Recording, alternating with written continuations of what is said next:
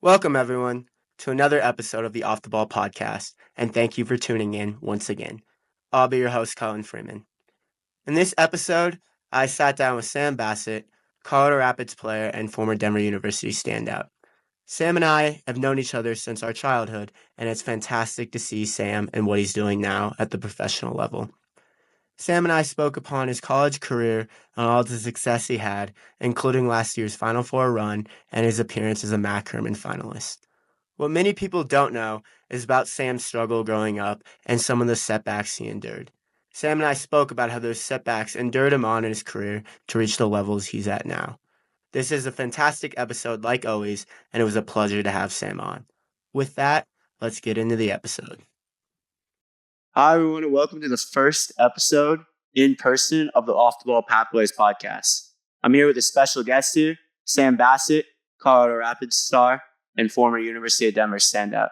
Sam, pleasure to have you in person here. Yeah, thank you for having me. Appreciate it. Yeah, of course. So obviously to start off, big year for you, making the step into the professional realm here. And I know it's been a dream of yours for a long time. Obviously your brother's been in it for a bit now, but you're a couple months in now. What are your kind of first thoughts reflecting on it? It's kind of definitely the jump that I feel like necessary to make you obviously have the area almost, but definitely good to get the level that really count. You could get to send the older guys and obviously the staff and getting used to a new system and then get to them. Yeah, no, definitely. You talk about a challenging environment and everything like that. For you, as we talked a little bit earlier, you're jumping back and forth between obviously the first team where it's a very challenging environment. MLS is obviously the highest league here in the United States, and then the second team, which good level, but obviously you showcased yourself well so far. Talked a little bit about, but what's that process kind of been like for you so far of kind of jumping back and forth in an environment where you're having a lot of success, you're scoring goals, you're getting assists, and then obviously having to come off the bench, fight for minutes, everything like that. Yeah, I think it's been tough. It's sometimes, especially when you play 90 minutes on a Sunday with the second team, then you don't get to train that Tuesday and kind of prove yourself and earn those minutes for the weekend. So it's definitely tough in that aspect. But other than that, most days is just training with the first team, trying to earn those minutes. And then if you make the bench and you don't go in or play really limited minutes, then you're obviously going to go to the second team game. Or if you don't get rostered, you're probably with the second team. So it is quite a challenge. And especially for those guys on the second team, they just have us coming in right away and we kind of have to adapt as a team or just playing together because we're obviously not training much together. But it is good to get minutes, good to get the confidence up in those second team games. So hopefully get more minutes with the first team here soon. Yeah, no, definitely. I think you make, obviously all the quality points there. I'm curious as well, obviously the decent sized group of you that are kind of younger up and coming players that are kind of bouncing back and forth. Like you said, what mentally is that kind of like for you guys? Obviously having somebody to kind of share that emotional load with, but also, you're consistently fighting with guys for spots. Yeah, definitely is interesting in that league because it's a lot of people just trying to prove themselves. And so it is really hard to play collective as a team, but I think we've done pretty well with the group that's gone down there to play with them. Also, the guys for all the second team. So yeah, it is obviously frustrating when you don't get those you all in the first team or you don't get rostered. But just having a good attitude going to the second team games and just showing that you do have the quality to play with the first.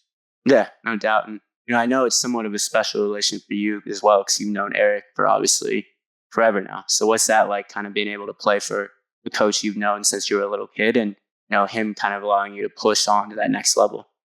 I think it is quite ironic that like he's back in the day he didn't pick me for one of the academy teams, and now he is coaching me, and it is nice being under him. I always thought he was a good coach, and so it is cool to be under him now and him to have that job. But I know it is really tough for him because obviously he's not training a lot of the guys that are coming down to play the game. So I guess props to him because coaching done really well. So yeah, it's been good to be back. Yeah, no, definitely. Shifting a little bit of gears here, obviously we're in Denver where you spent your whole college career and had a ton of success. So you're now probably 4 or 5 months out from obviously graduating, and you guys going on pretty historic run. So what are your kind of some thoughts of yours of thinking back or reflecting on that time period?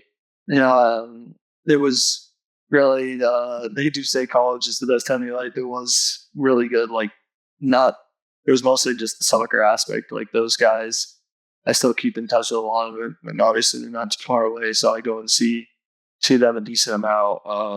The coaches were unbelievable. And just being with that group was really special. I obviously wish we could have done it that year. I had one more year to do it because it was such a good group. I think we deserved more. But yeah, those 3.5 years was really good, and I think I grew a lot, not only as a player but as a person. Yeah, no, definitely. I mean, I think your growth, at least on the soccer side, was incredibly clear. I mean, growing one of the best players in the country, and I'm curious, kind of touching on that. Obviously, you came in and didn't play a lot your freshman year. You were a pretty highly touted recruit, but like you weren't, a player that was getting national recognition or anything like that. Like, kind of being able to look back and reflect now, are there key moments you kind of think of, where you kind of really grew in your career? Or, what do you kind of look back and say were those moments that allowed you to kind of push on? Yeah, I definitely have thought back on those, especially now kind of being in a similar situation to when I was in freshman year. There were some points during the season where there was some, I guess, conflicts with the coaches not being on the same page that freshman year, because I wasn't happy with the minutes I was getting. And then once the season ended, it was really just about winter break, and you have a 3-year break that most schools do, being in the quarter system. So it's about over a month from Thanksgiving till early January that you have off. So being in the weight room and kind of was just working on my own, I think I earned starting spot in those spring games. And so from the end of the season all the way through winter quarter, probably until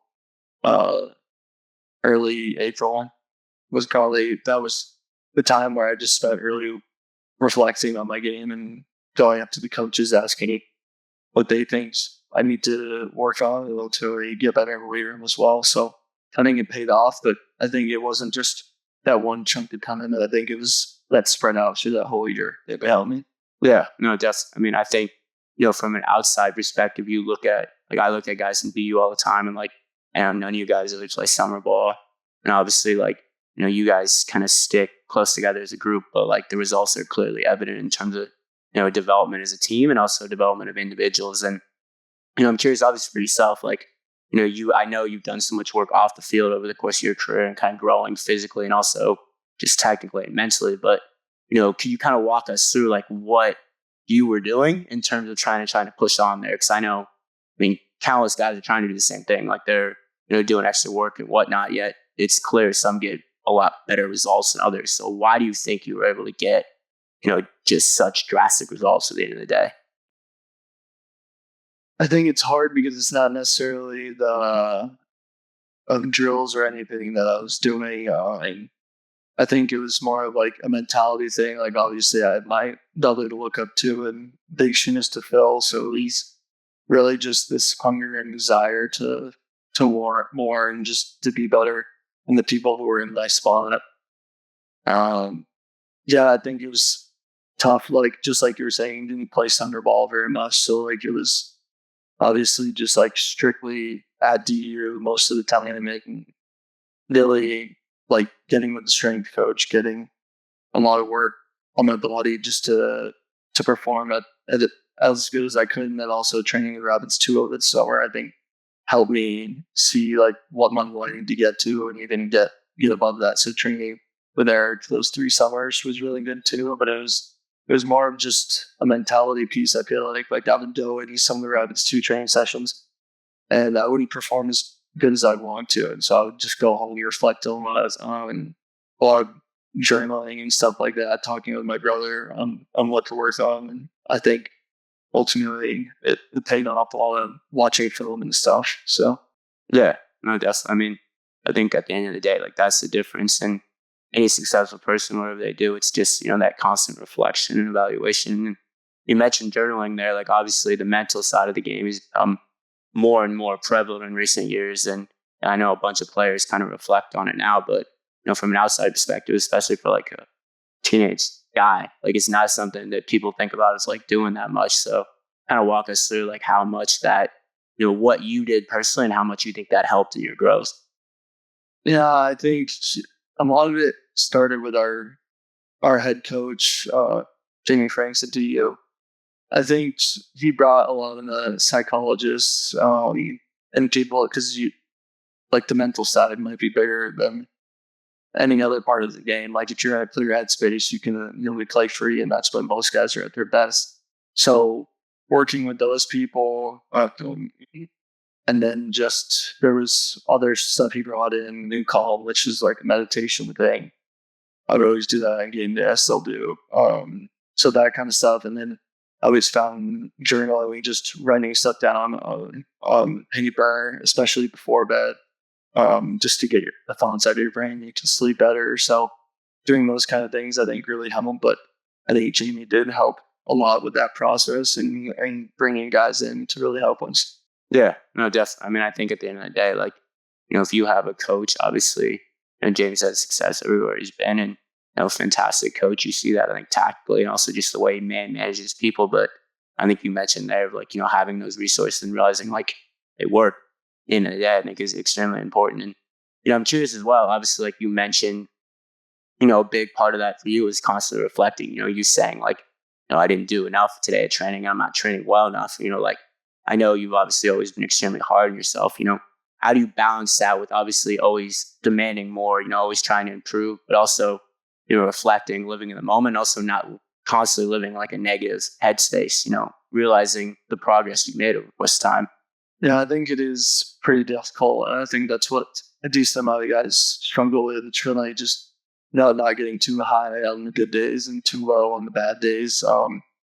Try to keep a steady state and really put days together, just consistent good days. I would think that was something that I worked with my assistant coach at DU on freshman year. It was just putting good days together, and maybe it's hard to always have consistent days. Everyone has off days, but I think really just reflecting on those days and like what made you good, what routine, what habits puts you in the best possible place to perform that day, I think really helps. Yeah, no, definitely. I think, like you said there, just breaking it down day by day. Like I think, a lot of people do that if they're coming back from injury or something like that. But actually doing that every single day on the training ground makes a massive difference at the end of the day. And you obviously mentioned your brother a couple times during this, and I'm sure obviously that's a fantastic experience for you now. And I'm sure, for yourself, your brother, and your family, like the experience you dreamed of. But I know, like thinking back, you mentioned it obviously a little bit earlier. Eric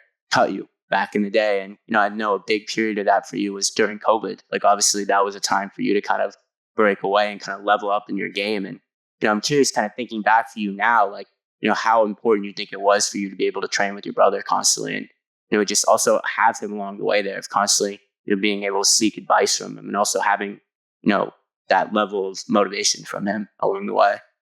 Yeah, I think it is really nice having someone. I mean, especially now, like we're seeing each other training, we can really give each other feedback, and it's not where we're going to take it in a negative way. It's usually just honest. It's just really good feedback that can be harsh, but you kind of need that. And so in those periods where it was tough, I got cut. I mean, he went to the same thing with Eric at Rush, so he went to the exact same thing. And it's just good to have a person who's already been in those same footsteps. I'll tell you what to do, and it was nice having a person to look up to in those situations, because if you're just by yourself a lot and you're not talking to someone else about those things, you can really just go internal. I think being able to talk to someone else just gives you a different perspective. Well, it helps. Yeah, no, 100%. I think what you say there is perfect. Of like, obviously, you have people that can relate to your experience at the end of the day, and I think that's such a big aspect of it. Of just feeling like, like you said, you're kind of not alone at the end of the day. And I know also, that year you make the jump to Real, and I know you weren't there that long of a time, but I know you had a lot of success there, and formed a lot of great relationships. But now, kind of looking back, like how pivotal do you think of a year that was for you, and kind of getting into a new environment, starting fresh, and growing in that environment? Yeah, I think it was ultimately just really getting my confidence back. It was a place where I could just have fun and kind of play the game that I really knew and loved. And Coach Clint was really good at that. She really helped me a lot because he gave me a lot of freedom to do what I want and get on the ball all the time and kind of play the way I knew how to. So I think it was really nice, and we had a really good team. But COVID obviously ended it pretty short, but I think it really got me back into loving the game again. Just a new mindset, and that I can be better than a lot of the guys from Red Rapids who were in those spots. So I think it was a really good decision to head over there.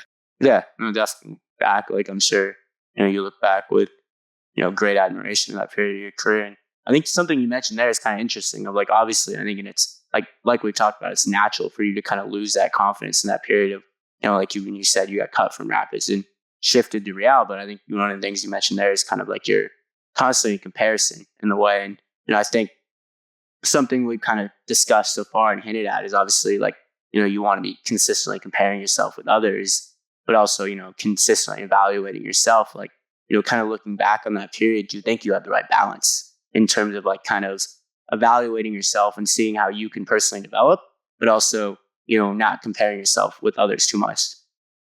Yeah, I think at that point in time, it was obviously hard because we played Rapids like 3 times. So it's like, I kind of just woke up that I was like better than those guys. He kind of proved to the coach that he made the wrong decision. We did end up beating them, which was funny. But yeah, I think it was definitely difficult, but I think I tried to keep a good balance. It was more so when you get cut, obviously, like it can go like 2 ways. You kind of like quit, or you like it like lays a fire inside yourself. And I think that's usually what happens for me when I hit a low moment. It really just lights a fire, and it ultimately like they saying, you gotta go down to go back up. And so I think that was a really pivotal moment. Obviously, getting cut, I think it really helped me to get to where I am today.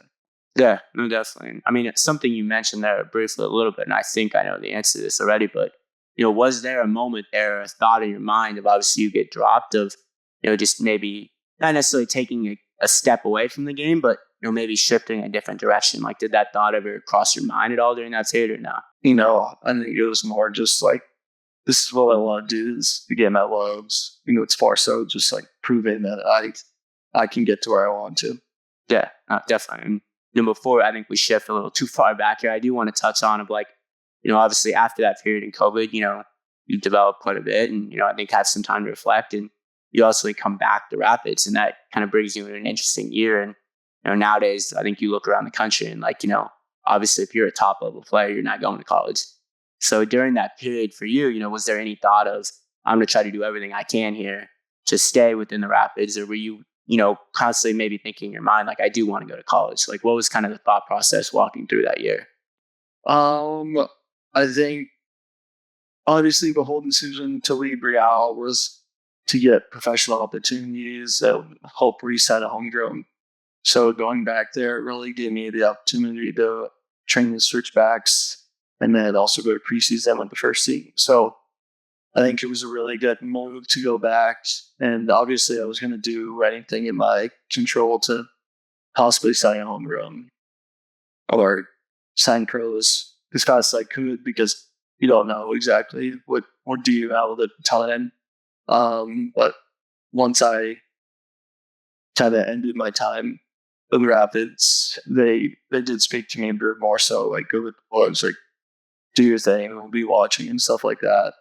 But once I got to DU, obviously that freshman year happened. You're obviously had too thrilled about what's going on, but once then US season freshman year, I think it was just positive from there. And I wouldn't regret going to college at all. Like obviously schooling is really good, and it's good to get your degree, but also just the relationships I gained while I was there, and just growing so much as a player in Galero, and then just like the mental side of it, I don't think I would have got that if I signed home right away or signed pro anywhere. Yeah, no, definitely. I mean, obviously there's, flaws with the college game at the end of the day, like, shorter season, obviously more responsibilities off the field, that can have whatever impact you want it to. But like, I mean, there's clearly, you're just one of, I think, many examples recently of guys that, if they have the right mental characteristics and also at the end of the day, the right physical characteristics, like you can make it work. And I think you can experience a lot of growth along the way. So that is definitely something I want to touch on more. But, I do also want to go all the way back to the beginning because I know, for you, like, your childhood is probably something you savor in the fact that now you get to obviously play with your brother growing up. But, I know growing up, like you obviously played multiple sports and were doing different things and eventually made that decision to go. Yeah, I'm trying to think of what age, but yeah, obviously played baseball with you. Played basketball, hockey.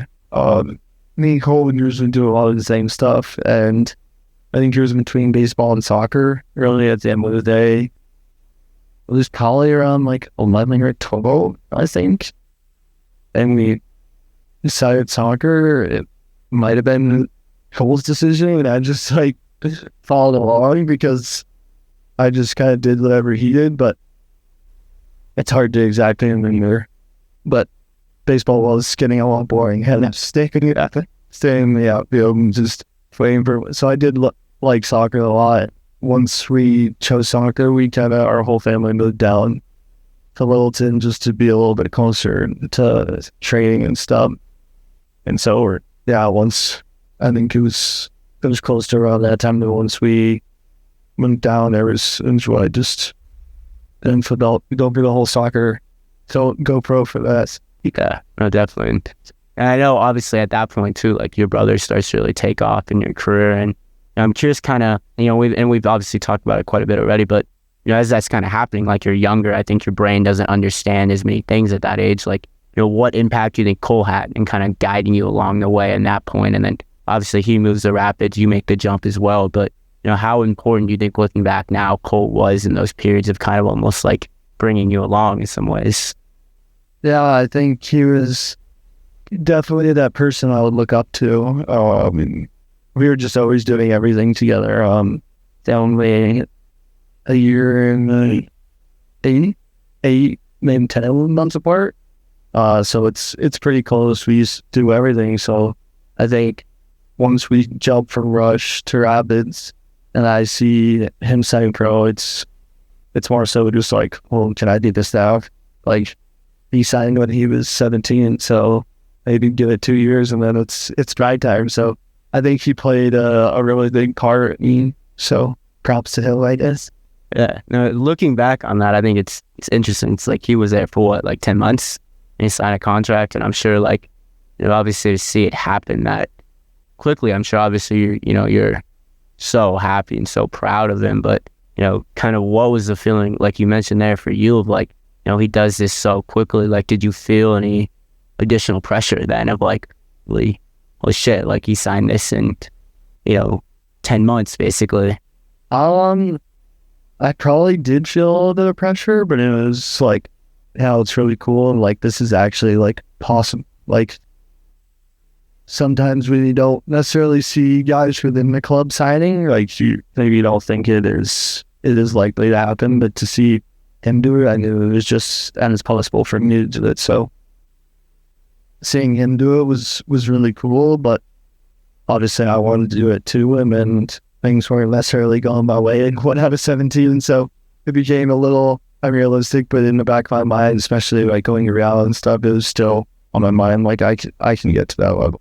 Yeah, no, definitely. I mean, I think the way you said it there, kind of at the end of always having it in the back of your mind, I think like, just realizing, okay, if a sibling did it, I can definitely do it too. And I'm curious, obviously your family as well. I know you're close with them and I know they have a big impact on your life, but like, growing up, like, I don't think either of your parents played soccer and were that involved. So like, what was that kind of experience like of obviously, now that your parents have 2 professional soccer players as children, but like, it wasn't their main sport. Like, what was kind of that dynamic and relationship like? Yeah.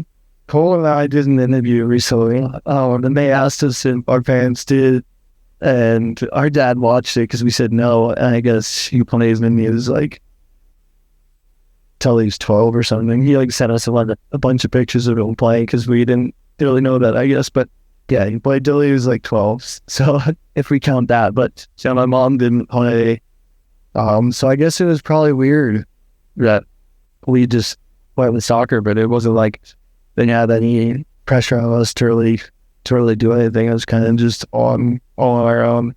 And I think I don't think they show it that much. They probably like, that was just like some cool, but they love going to tailgates before games, especially if we're both on the roster and stuff.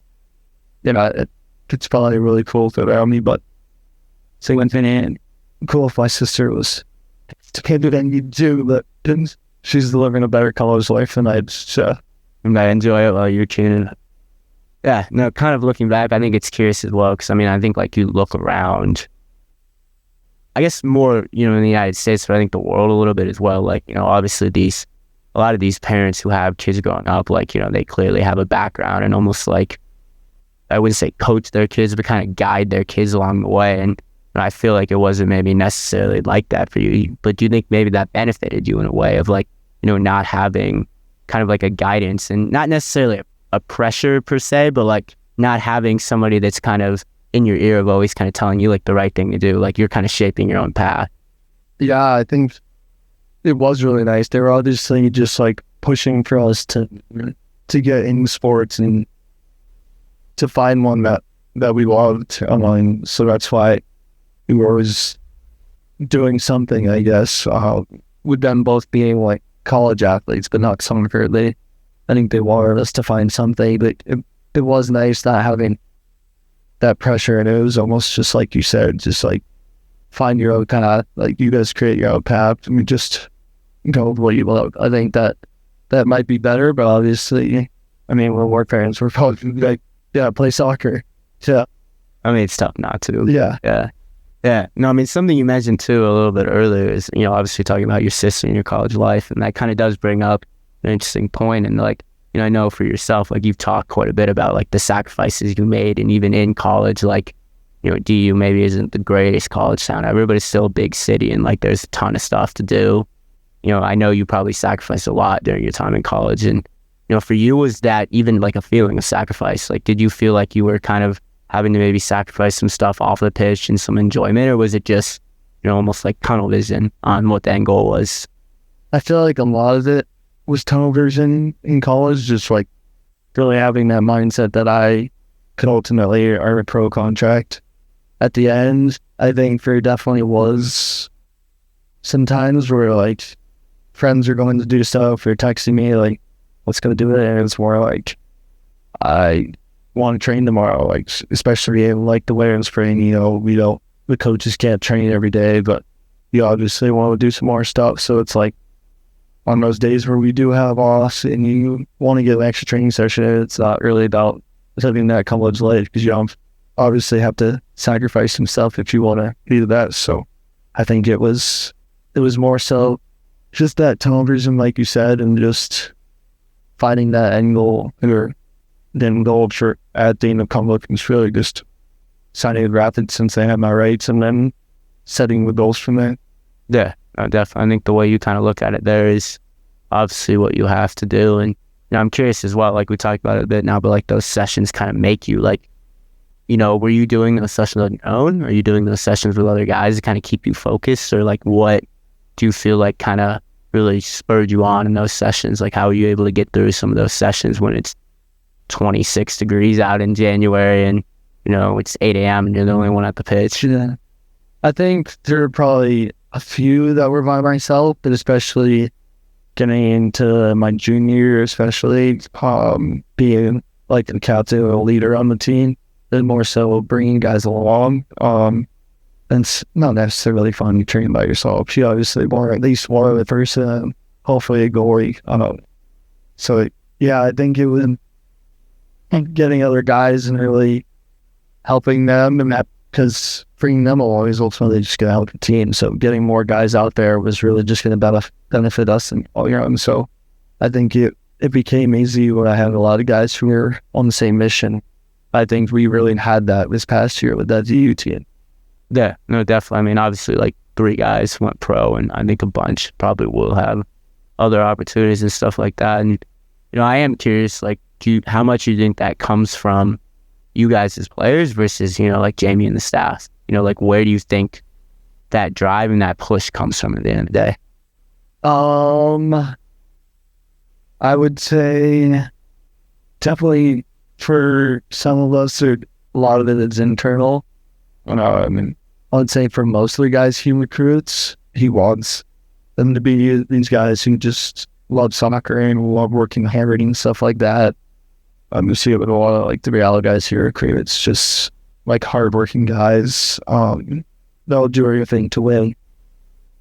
But I think it also, he probably wouldn't give credit to himself very much. I think it does come a lot from the way he leads the team and the way he coaches. Is really just about how can we be the best team in the winter and spring so that it carries into the fall, or like what are we doing in the winter, spring, summer so that when those games come around, we're the best team. And I think it really did pay off this past year. I wish maybe we were all so locked in the other years because I think we had a pretty similar team. But yeah, I think ultimately the way he's leading that program is really helping guys along. Yeah, no doubt. I mean, like, if you look around the country right now in college soccer, like, everyone has transfers except for DU. And it's like you guys are developing Colorado, which is a good soccer state, no doubt, but it's, not considered one of the elite ones. And it's like you guys outplayed Vermont for 85 minutes in a Final Four game, and then one error, wouldn't even say game, and completely different story. But, you bring up an interesting point there of obviously, like last year's group was really special and obviously made a deep run, but, like you mentioned there, like you guys had quality previous years and did well. And I'm just curious, what do you think clicked? Like, why was this year different? Like, obviously, you were one of the leaders, and I know Ian was one of the leaders, and, you guys had fantastic seasons, but, outside of that, like, what clicked in this year's group compared to prior that, allowed you guys to really push on and, kind of break records at the end of the day? Year before, we would have had the exact same team, basically, besides some of the freshmen came in, but we had three of our other leaders who two ACLs and an Achilles. So I'm treating it one guy to 6 and 2 guys in the back line. So that obviously didn't help. They had some guys who were freshmen, sophomore, kind of step in, even a transfer, like one of transfer youth we had. They kind of had to step in that year, and they obviously did well because we still made it to the second round and probably deserved more out of that game too. But I think it was tough not having those guys in the back line and having so much experience playing. Those guys had played so many games since their freshman year, so it would have been really nice to have those guys. But I think once they came back, especially in that summer part, they were obviously on the sidelines for the whole previous year, and then especially going into the winter and spring. They just got a different view of what it's like. And we all knew it was each other's last years. So it was, I think, 6 or 7 of us who were kind of in that leadership group. And it was really just, it's our last year. Like, you have to give it your all. There's no more years left. So I think we just all had that mentality going into each game, especially once it was the knockout games. And it was, I mean, it really, just like you said, it just clicked from there. So I think we all wish that we came back to the trophy, but got a little bit of history for you. Yeah, not for me.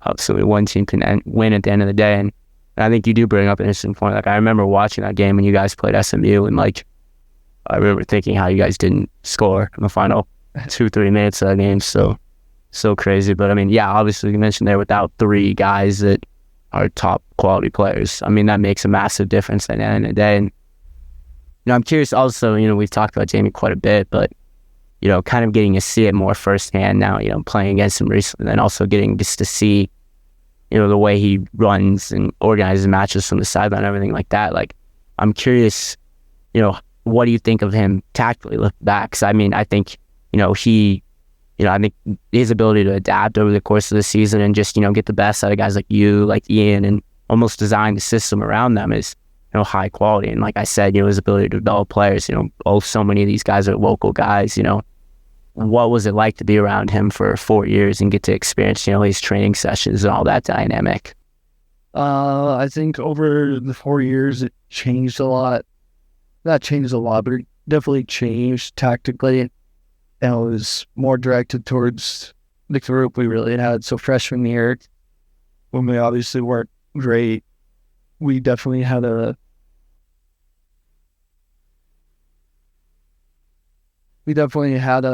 different group. And so we were playing a back five, which was interesting. And I don't think that would have suited our group this past year. So as the years went on, it was 4-3-3 and then more 4-4-2 in the past 2 years. And it really did, like you said, kind of give freedom to me and to kind of just play our games. And so he did a really good job of managing the players and really putting guys in the best spots to succeed. I think, as you can see, it definitely paid off for you and I. And I think other guys as well. I mean, maybe others are too happy in that the 4-4-2, but it definitely worked. And so I think over the 4 years, it was really just I grew such a big relationship with him. He was really good for my development. Just watching film all the time, I'd be up there at least once a week with him and really just picking his brain because he learned from the big coach that he had in college. And so more so just learning the system so that when I'm on the field, he doesn't have to be yelling out directions, especially like stuff like in the press or just when we have the ball. I think all the leaders knew exactly what we needed to do because we've just been around him so long and know exactly what he wants. So by the end of those 3.5 years, I think it was just really easy to play free and not really think about what the coach wants out of you. Yeah, no, I think you put it well there. But obviously, when you have captains and multiple of them, like coach, you want them to be able to carry out your vision at the end of the day. Like you have that type of relationship. Like they're the kind of, as they say, the coaches on the field and everything like that. So I think you frame it perfectly there. And kind of speaking one more point here on your college career as a whole, like I know you kind of became known for your free kick. By the end, you had multiple, and even now, you have multiple free kicks that are just top level ball striking. And I'm curious, we've talked quite a bit about the extra work and the training, everything like that. Just for the audience out there, how much time are you putting into this at the end of the day to develop this at the end of the day? Because it's high level ability, and I think it's something that comes obviously over time and practice. But how much you really putting into this at the end of the day? Yeah, I think it's been a decent amount over the years, especially in COVID. All we would do, me, my brother, Logan Dorsey, and Share, we would get together and literally just shoot balls, not necessarily free kicks, but we'd play the England duo where you're pinging the top of the ball, singing touch, finishing. We'd play that for hours every single day of COVID. So that kind of continued into, obviously, at DU, just a bunch of finishing drills. Jamie would run a decent amount of finishing drills, and in terms of set piece stuff, I was obviously on the set pieces at DU first, 3 of the years. So it was really nice being on all those. And I think it's not necessarily just practicing the free kicks. It's really just about that technique and learning how to really strike a ball. So I'm not necessarily just setting up walls and just finishing all the does. It's more so just doing the normal finishing drills. But actually today I was practicing Georgia Mahalovich. So not a bad person. Switch? No, I think he's pretty good at them. But yeah, that was probably the first time in a while since last Friday that I've actually worked on the wall. Free kicks, and then that was just a larynx. Racks on shooting and goal. I think you just get the ability over time to learn the different ways to strike the ball, whether it's curl, intending foot, or laces, that kind of thing. Yeah, no, definitely. It's technique at the end of the day. I didn't even know there's guys that learn it by juggling the ball, different techniques. So obviously, if you kick the ball up, you're working on developing different techniques and everything like that. And I think that's a fascinating way of looking at it at the end of the day, because obviously, if you also hit free kicks for hours, the ball's in a static position and you're not I mean, you could, I guess, place the ball at all different spots along the field, but that's a lot of work. And, it's also maybe doesn't translate into a game per se necessarily because the environment's so different. So I think the way you kind of put it there is great for a younger player that maybe wants to carry that out, or even somebody that wants to develop certain aspects of it. And to kind of end off here in this interview, I do kind of want to run through some quick fire questions with you. And I think kind of start off, we've had so much of a reflection over your career at this point, but, I'm curious, you've had some incredibly high moments, I'm sure, in the last year, but, that kind of stands out above all is like, that maybe the biggest high of your career so far. We talking on and off the fifth community. Sorry, on the field, I would say the Elite Eight playing at DU, just the amount of people that were there, just a few I haven't noticed on the floor. Off the field, I would probably say it's like Sunday and homegrown. That showing. Yeah, no, definitely. I think that feeling probably try. It is feeling on the field, and I don't blame you. It's a childhood dream at that point. And, I think I might know the answer to this as well, but, looking back, what was maybe the lowest moment of your career, the moment of your career that made you kind of now look back and say that was maybe something you really needed, but in the moment was, a really difficult moment?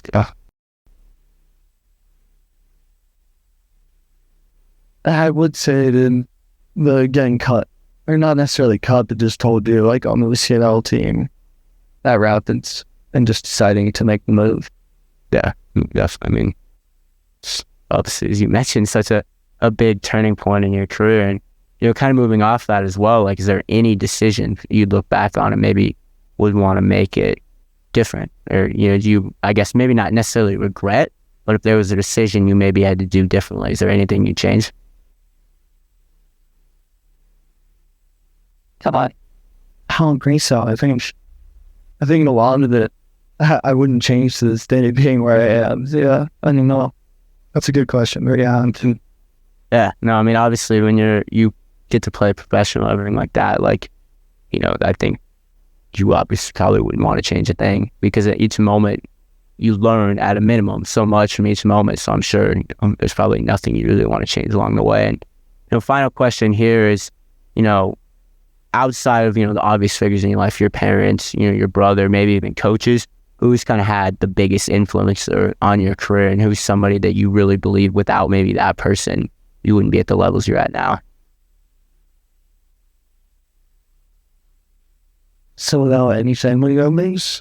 Yeah, let's just say maybe no family members, and then no like head coaches, or maybe like close. But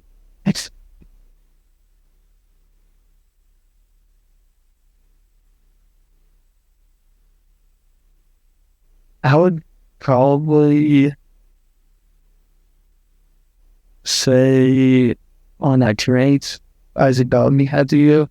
Just the amount of time we spent together at DU, and we grabbed this 2 in the summer, and just kind of pushing each other in different ways. And it's definitely cool having a relationship anymore, because he sees what your aspect is in different ways. So I think that relationship has been definitely done special. Yeah, definitely. I think it's always special when you have, a bond with a teammate, especially when it's like a field playing. Like, you can constantly be training together and constantly working on some stuff. So listen, again, always a pleasure to have you on. And I think from an outsider's perspective, like, obviously this, podcast and environment is designed for kind of younger age players, or players looking to make the jump. And I think, again, you're a better example than almost anybody else of that you can maximize, everything you have and kind of get to the levels you want. Like, I'm sure this, but you're probably, not an elite level physical athlete, and you've obviously made a fantastic career yourself, and that's all due to your hard work and just wanting to get better and wanting to develop. So it's a pleasure to be able to pick your brain as always, and a pleasure to have you on. Yeah, thank you so much for having me on. And Wow. Once again, it was a pleasure to have Sam on the Off the Ball Pathways podcast and be able to listen to him give so much knowledge and insight into how he's found success at every stage in his career. Hearing Sam speak upon his relationship with his family and how important his relationship with his brother is to his career, as well as himself as a person off the pitch, is fantastic to hear. There was so much amazing content to take from this episode, both on and off the pitch, and whether you're a soccer player or not, you can take things Sam said and apply it to your own life. That's all for now on the Off the Ball podcast. Be sure to stay tuned for more quality episodes, and thank you.